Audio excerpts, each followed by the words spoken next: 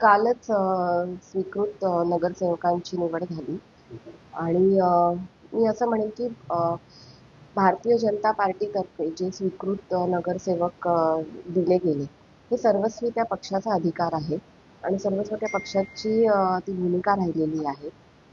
त्याच्यामुळे त्यांचा म्हणजे अधिकार आहे असं मी म्हणेन BJPचा. आणि कुठेतरी मी असं म्हणेन की हा विषय जो आहे तो न्यायालयीन प्रविष्ट आहे. अजूनही न्यायालयामध्ये त्याची हे चालू आहे आणि जो मुख्य आरोपी होता जेव्हा आम्ही ते आंदोलनं केली आणि आमचं हेच हेतू होता की त्या आरोपीला शिक्षा झाली पाहिजे आणि त्याला निसर्गाने शिक्षा दिलेली आहे. जी आमची मागणी होती की त्याला कठोरातली कठोर शिक्षा झाली पाहिजे.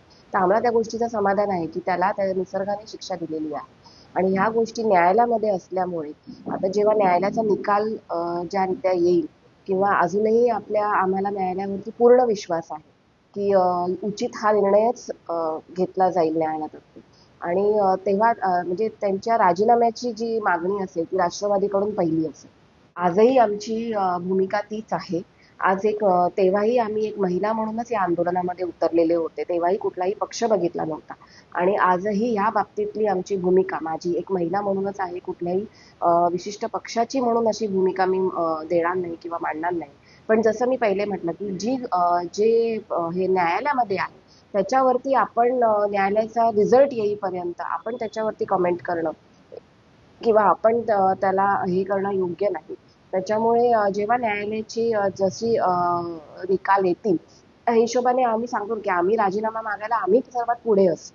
आणि अजूनही आमच्यावरचे गुन्हे कुठेच गेलेले नाहीयेत. अजूनही आमच्यावरती गुन्हे आहेत आणि अजूनही आमची हीच मागणी आहे की जे आरोपी आहेत किंवा जो आरोपी होता त्याला शिक्षा व्हावी, ती झालेली आहे.